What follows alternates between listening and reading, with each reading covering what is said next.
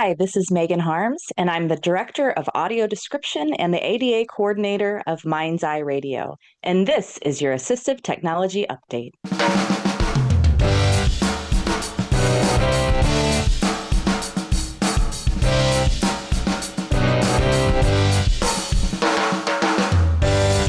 Hello, and welcome to your Assistive Technology Update, a weekly dose of information that keeps you up to date on the latest developments in the field of technology designed to assist individuals with disabilities and special needs. I'm your host, Josh Anderson, with the InData Project at Easter Seals Crossroads in beautiful Indianapolis, Indiana. Welcome to episode 796 of Assistive Technology Update. It is scheduled to be released on August 28th, 2026. Listeners, as some of you know, our show here is in Indiana. In Indiana, we're known for really two things. We're known for the Indianapolis 500 and basketball. And I recently heard from one of our partners at a local university that they're working with our pro basketball teams, the Pacers and the Fever, on a project to make the games and the whole experience more accessible to all fans. And I couldn't wait to hear more about it. So please join me in welcoming Magan Harms from Mind's Eye Radio to the show to hear how they're working to make sports, events, and a whole lot more accessible to all people. Megan, welcome to the show. Thank you so much. Yeah, I am excited to just learn more about Mind's Eye Radio and everything. But before we do that, could you tell our listeners a little bit about yourself? Sure. I live in the St. Louis area, which is where Mind's Eye is. We're actually on the border, so we're on the Illinois side. And I have lots of plants sitting here to make me happy. And I've been an audio describer since about 2017. And I started as a volunteer with Mind's Eye and took over the program in 2019 to run the audio description program. That is awesome. Well, you already kind of started bringing us into it. So, Megan, as I'm talking about it, should I call it Mind's Eye Radio? Does it matter? We generally just say Mind's Eye only because while we do radio, when we talk about audio description, sometimes people get confused and they think that they can listen to our audio description on the radio, which you cannot. So we generally just say Mind's Eye. Perfect. Well, then on to Mind's Eye. What is it? Mind's Eye is a nonprofit organization here in the St. Louis area that began in 1973, and it started as a radio information service, which, for those of you who don't know, it's a radio station that is made specifically for folks who are blind or have low vision or have print disabilities, meaning at the time in 1973, if you wanted to read the newspaper and you couldn't see the newspaper or you couldn't hold the newspaper, you just didn't know it was in the newspaper. So in 1973, starting as a radio information service, they began reading the local newspapers on a radio station that is specifically for people who are blind. So that grew, and we still are a radio information service. We read all of the local newspapers, but we also read, Time and People Magazine and TV Guide, and Nice. But the most popular are the Schnucks ads, which is the local grocery store. People want to know what produce is on sale, and the obituaries. They're always very popular for us. And then as time went on, Mind's Eye added adaptive athletics. Mind's Eye has a beep baseball team, which is just like it sounds, a baseball that beeps. So we have a team called the Gateway Archers, and they participate in nationwide events, including the World Series, which we hosted here the last couple of years. And we also do a lot of adaptive athletics, like demos in schools and corporate places, so people understand what people who are blind might enjoy playing baseball. But then there is my department, which is audio description, and we're going to be celebrating our 10-year audio description anniversary. Mind's Eye started doing audio description for just a couple events here and there around 2016, 2017. And I started as a volunteer. And at the time they were using volunteer audio describers. We now use all trained paid contractors as our audio describers because we are access providers. It's a profession. Nice. And I took over the program in 2019 as staff. And those first couple of years, we had I think seven events and 8 events. And this year in 2026, we are currently at 134 events this year. And it's the year isn't ended, so there will be more events. Yeah, that's what's currently scheduled in 2026. Oh, that's awesome. Megan, for our listeners who maybe don't really know what audio descriptions are, I guess Yes. what kind of information is relayed through audio descriptions? Sure. So, audio description, first of all, we provide audio description at a variety of different types of events. Mhm. A lot of people, when they think of audio description, they think of, now a lot of streaming services on your TV Yeah. and movies. What we're doing audio description for is live events. So, we do a lot of live theater. And so, at live theater, we'll do some pre show notes to get some of the stuff out of the way before it starts. And we'll Mhm. talk about costumes and sets. But then during the show, we are describing everything that's visual, Wow. but we have to describe it in between the dialogue or important sound effects. So we're still describing the set and the costumes, but we're also describing facial expressions. We're describing activity, fights, dance. We just described Newsies, which, if you're Oh. familiar with that musical, has a lot of dancing in it. So everything that's happening that is visual, that's what we're describing. But then we also describe sporting events. Mhm. So it's a little bit different for sporting events. When we describe, all of our description again is live in person. So we are in stadia, and the people we are describing to are also in stadia. So we're describing not just what's happening on the field or the pitch or the court, but the whole fan experience. So, for instance, because we're in St. Louis, well, actually, I should use the Pacers and the Fever as an example We instead. appreciate it. So, yes. So, when we're in Gamebridge, our describers are perched up high. They're up in the press area, Mhm. looking down. But they actually start describing before the game starts. They describe the pregame Mhm. and halftime shows, which I had no idea. I did not know that the pregame shows for the Pacers could be anything. Yeah. I went there one time. The first game that I went to, it was Lunar New Year, and so I looked up and there were dragons and there were Yeah. dancers, and I thought, oh man, our describers were not prepared for what is happening out there right now. Mhm. So they describe everything, but then during the game, during gameplay, they are doing play by play, Mhm. but they are also doing play by play plus. So my favorite thing to describe is Cardinals baseball. I love to describe baseball. So we will describe a lot of like the hitter's stance, Oh, how yeah. they are standing, because every person is different, Mhm. how each person looks in the batter's box. Also, things like who's wearing high socks that day. Yeah. This guy has on striped socks. This guy's wearing pink cleats today, that sort of thing. But then also, what are the mascots doing? Mhm. I know Boomer comes down from the ceiling of Gamebridge and Yeah. comes out of nowhere. That's really exciting. Mhm. So, we do a lot of fan experience audio description. If you're familiar with soccer here in St. Louis, we have St. Louis City Yeah. SC, Mhm. which is it's a newer soccer team. It's part of the MLS. And the first match for them we knew it was really important.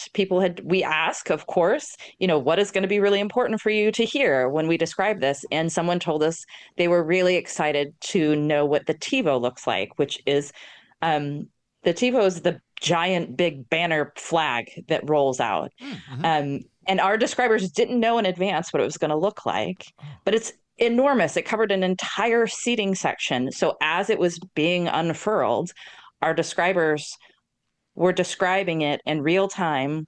So everyone in the stadium was seeing this for the first time, and along with the people who are blind were understanding what it looked like at the same time.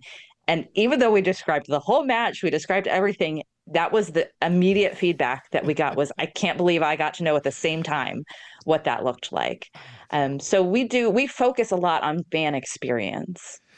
No, I love that, and you brought up so many good points because I think about being at a game, and yeah, you can hear what the team's doing, but then a mascot shows up, a big thing's unfurled or something, and you hear everyone cheer. What's everyone cheering for? Like they're inbounding Right. the ball, or something else is kind of happening. What's everybody? So you're really just giving them such a rich experience. And Megan, it sounds like my personal nightmare to try to describe all those things at once. So I guess Sometimes. just kind of a little bit of kind of behind the scenes. What kind of training goes into to helping someone be a really good audio describer? Yeah, that's a great question because there is a lot of training. I feel like training never Oh ends. no. We're training every day for something and forever. But I am a Mhm. lifelong learner. I will I will learn about anything any day. Mhm. But in general, so we started out with our training from the American Council of the Blind, Hmm. from their audio description project. Oh, nice. And that has really evolved to other types of training. So we don't have necessarily the same describer who describes opera is not describing basketball Sure. or soccer, Mhm. so we participate in a lot of specific training. So we have some folks that describe dance more often. And so there is a great uh, person who's out there whose name is Krishna Washburn, and she's from Darkroom Ballet, and she is a ballet dancer who is blind, who teaches blind ballet dancers, Oh. and she also teaches audio description. And so she has all of these different things. So we pick a lot of different training from a lot of different places and are constantly training more and more. I will say that audio description is not for everyone. We have people that will go through training and then get there the day of and just say, "Nope, this is not for me." Yeah. It seemed like a great idea.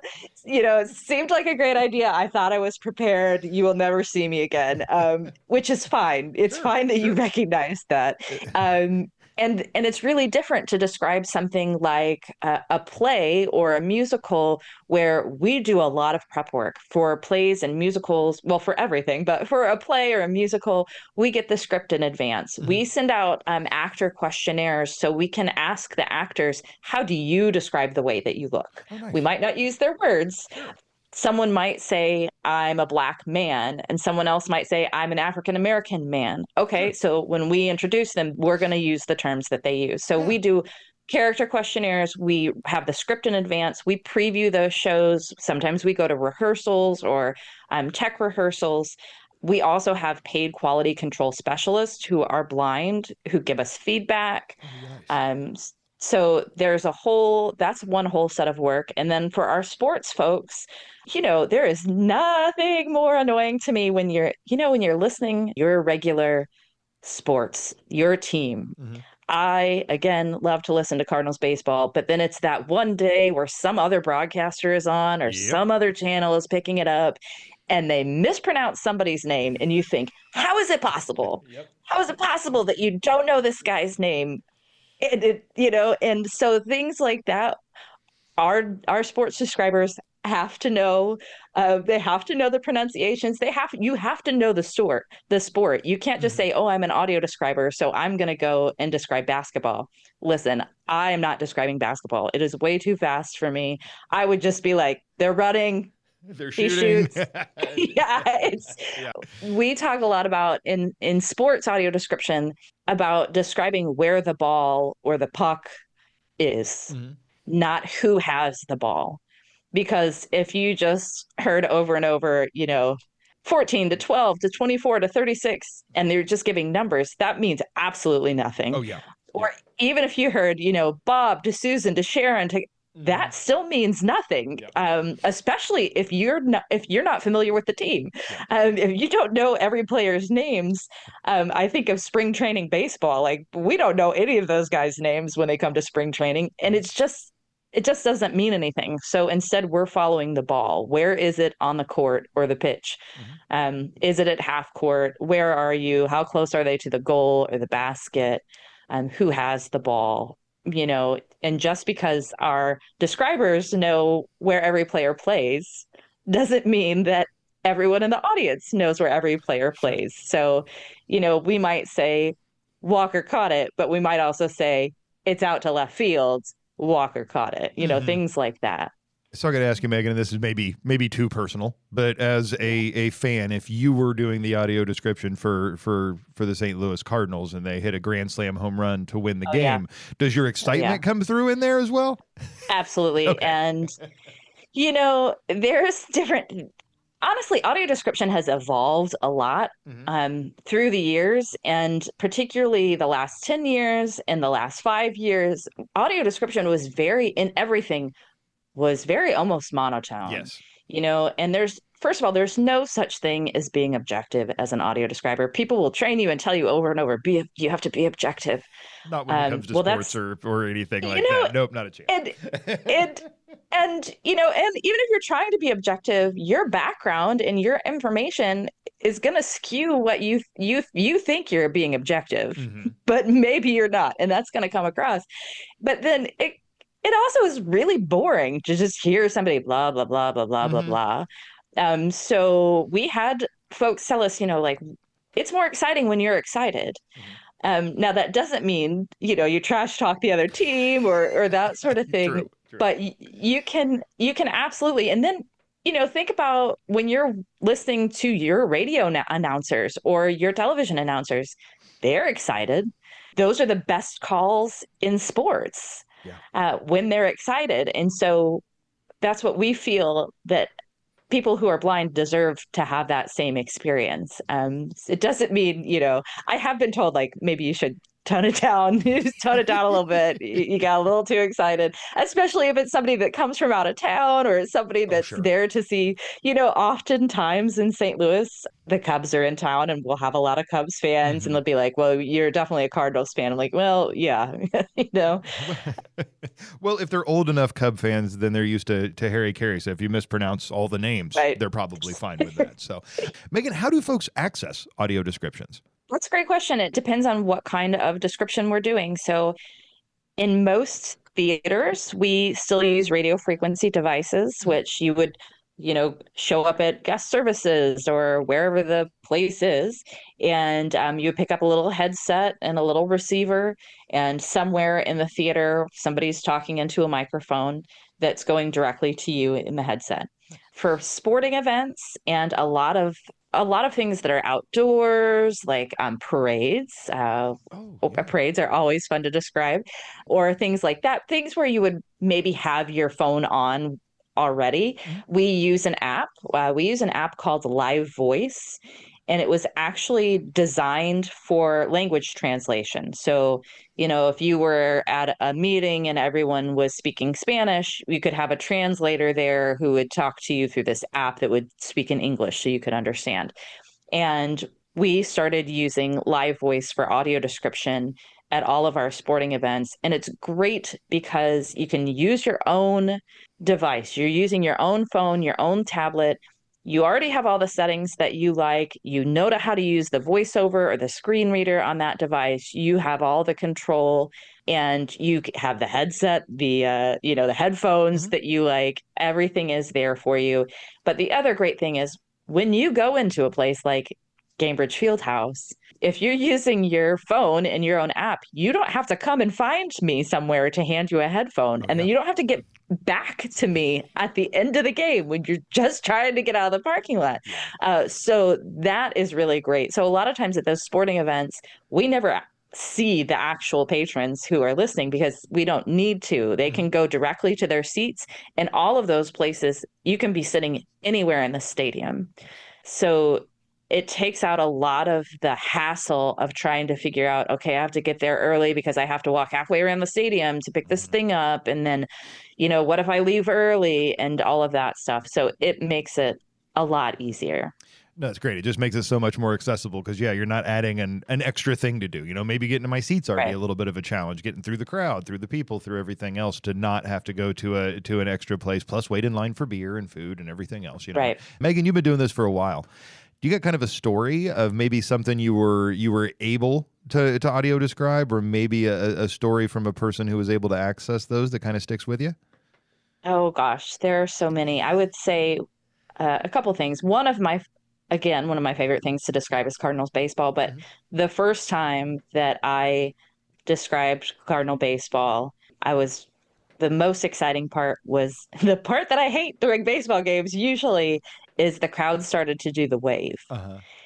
And there happened to be a group that was sitting near us where we describe in the stadium. We're not in the press box at Busch Stadium, so we're in a different spot, but we could see the group, it was a big group of people. We could see this group of people in front of us.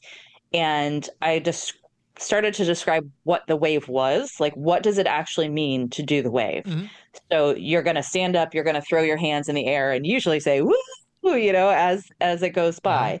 And we're able to say, okay, here's where it is. This is the section. It's getting closer. It's getting closer. And I said, here it comes. It's getting closer. It's closer. And then I just yelled, go, go, go, go.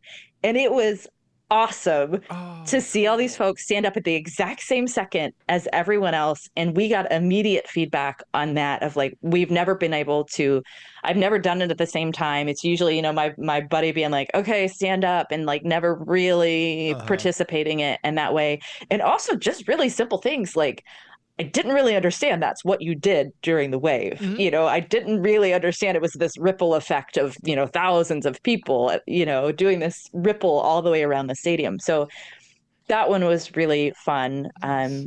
And you mentioned Indiana and the Indianapolis 500. Yeah. I have been lucky enough to, for the last 2 years, this year in particular, describe the Indianapolis 500. Oh, cool. Um, Cool. Thanks to some folks that you might know over at Tactile Engineering Mhm. with the Cadence tablet. They were there with the Cadence tablet. And so I was doing audio description for anyone who was there listening, but also so that people who are using the Cadence as a refreshable braille display or a tactile device could also have audio description. And it was really cool to be there for the closest race in history. I know. And it honestly, it was just me screaming. It was just me screaming, Rosenquist, Rosenquist, Rosenquist, and then a pause. And then I said, "Was it Rosenquist?" Because it was so Oh, close yeah. that in the end, I just looked around the press box like, did I just call that correctly? It seemed right. Yeah. I encouraged people during the race to listen to the broadcast Uh-huh. instead of the audio description unless something happened. I was there, I was describing, Uh-huh. but we did a lot of work in advance. We made, and it's out there on YouTube, we made a audio spotter guide Mhm. that was a YouTube audio only with a picture of the car, description of all 33 cars in the field. Wow. Because things that people don't realize, every car looks different. I Uh-huh. mean, it's the same body of the car. So there was one description was this is what an Indy car looks like. And then, the livery, the paint, the colors Yeah. of every single car because everyone is different.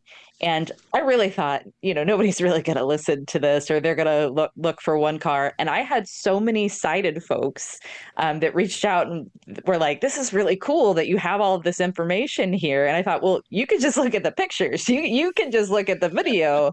Yeah. We made the audio guide for people who are blind, but that was something that was really interesting. But we described a lot of the stuff that happened before the race, Mhm. but it's also really fun to describe a crash. Oh, yeah. So, yes, while it's happening, you're just like, crash, bam, oh, he hit the wall. Mhm. But then, you have all that time. Usually, when there's a yellow and they're cleaning it up, they're playing those replays Oh, over yeah. and over and saying, okay, this is what the replay shows to me. Wow. This is what it looks like, and I can hear the announcers because I was in the press box, so I could hear, okay, this is the analysis that they're getting over there, and this is what they're being told. So now let me describe how cool it looked when they crashed, Yeah. that sort of thing. Yeah. So that's really fun. It's a really different experience. Something that I've done so many things that I would never have been able to do. I described the Paralympics, the Beijing Paralympics for Oh, NBC cool. Sports. I was not in China.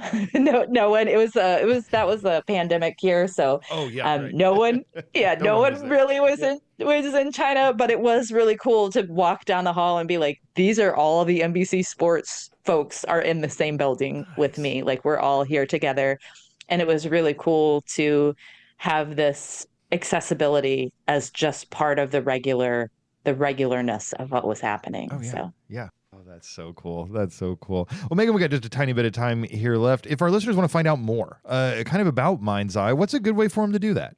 Sure, you should check out our website at mindseyeradio.org, or you can also reach out to me at ad@mindseyeradio.org.